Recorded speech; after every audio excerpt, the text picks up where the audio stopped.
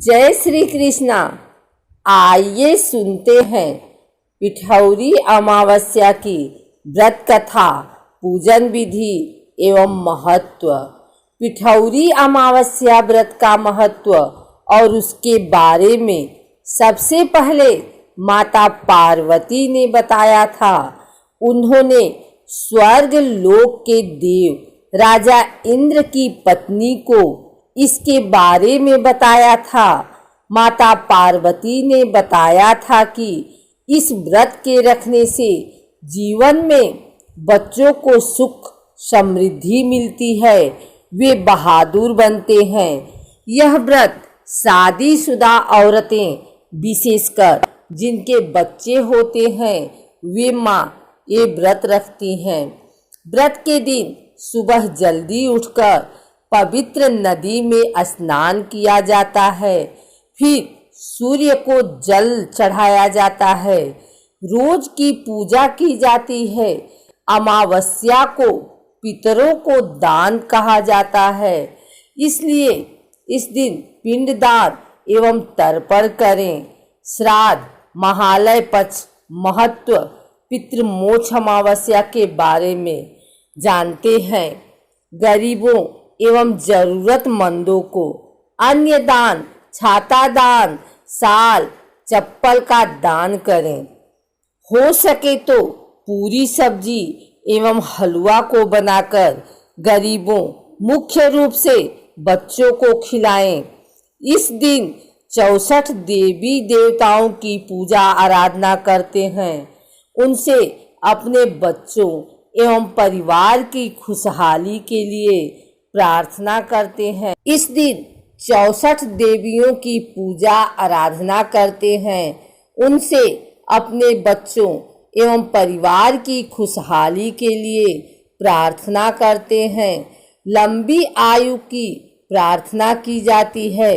वैसे हिंदू मान्यताओं के अनुसार हिंदुओं के 35 करोड़ देवी देवता हैं। पीठ मतलब आटा होता है, जिसे खाकर मनुष्य को जीवन मिलता है, वह अपना पेट भरता है। इस आटे का हमारे जीवन में बहुत महत्व होता है। इसी आटे से 64 देवियों की प्रतिमा बनाई जाती है और फिर उसकी पूजा की जाती है। इन्हें अपनी इच्छा अनुसार छोटा बड़ा बना सकते हैं। इन्हें चाहे तो कलर करके बना सकते हैं एवं वस्त्र भी पहना सकते हैं। कुछ क्षेत्रों में देवी दुर्गा को योगिनी के रूप में पूजा की जाती है, इसलिए हर एक पीठ एक योगिनी को दर्शाता है। इस तरह 64 योगिनी हैं जिनकी पूजा की जाती है। इन सभी 64 देवी की प्रतिमाओं को एक साथ एक जगह किसी चौकी या पटे पर रखा जाता है। जेवर पहनाने के लिए बेसन को गूंथकर आटा तैयार करें। अब इससे गले का, मांग का टीका, चूड़ी, कान के बाले बनाकर देवी को पहनाएं। फूलों से पूजा वाले स्थान को सजाएं। देवियों की प्रतिमा के ऊपर फूलों का छत्र बनाएं। पूजा में प्रसाद के लिए पकवान बनाए जाते हैं। पूरन पोली, गुझिया, शक्कर पारे, गुड़ के पारे, मठरी बनाई जाती है।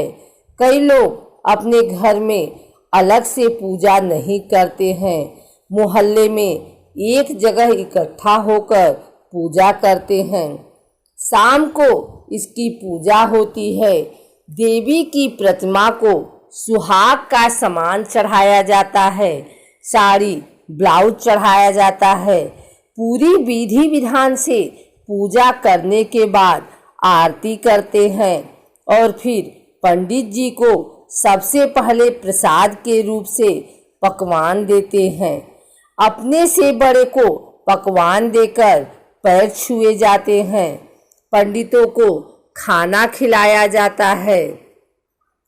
पिठौरी अमावस्या के दिन सप्तमातृका की भी पूजा की जाती है। सप्तमातृका 7 दिव्य माताओं से मिलकर बनी हैं, जो शिव और शक्ति के द्वारा उत्पन्न हुई थी। इन प्रत्येक देवियों के साथ कोई न कोई किंवदंती जुड़ी हुई है, जिसका उल्लेख कूर्मा पुराण, वराह पुराण और महाभारत में भी किया गया है। भगवान शिव के द्वारा एक महान शक्ति योगेश्वरी को उत्पन्न किया गया था, जिसे 7 देवियों के बाद 8वां स्थान मिला। पिठोरी अमावस्या के दिन 64 योगिनी एवं सप्तमार्तिका की पूजा की जाती है। पिठौरी अमावस्या के दिन व्रत रखने से बच्चे स्वस्थ, बुद्धिमान एवं बहादुर होते हैं। औरतें एक जगह इकट्ठी होकर तरह तरह का प्रसाद बनाती हैं और फिर चढ़ाती हैं। पिठौरी अमावस्या के दिन काली रात होती है, लेकिन इस दिन आसमान में लाखों करोड़ों तारे छाए हुए रहते हैं। मानो ऐसा लगता है कि किसी ने गेहूं का आटा आसमान में उड़ा दिया है और वो तारों का रूप दिखाई दे रहा है। एक यह भी कारण है कि इसे पिठोरी अमावस्या कहते हैं। एक बार एक औरत का बच्चा बहुत बीमार हो जाता है। उसको कोई भयानक बीमारी घेर लेती है। औरत बहुत गरीब होती है, उसके पास इलाज के लिए पैसे नहीं होते हैं, लेकिन वह अपने बच्चे से बहुत प्यार करती है। वो किसी भी तरह अपने बेटे को ठीक देखना चाहती है। एक दिन मंदिर में बैठी वह रो रही थी। तभी वहाँ से एक बूढ़ी औरत निकली। उसने उस औरत से रोने का कारण पूछा। तब उस औरत ने उस बूढ़ी अम्मा को सब बताया। उस बूढ़ी अम्मा ने उसे पोला अमावस्या के बारे में बताया और पोले रामा देवी एवं उनके व्रत के बारे में विस्तार से बताया।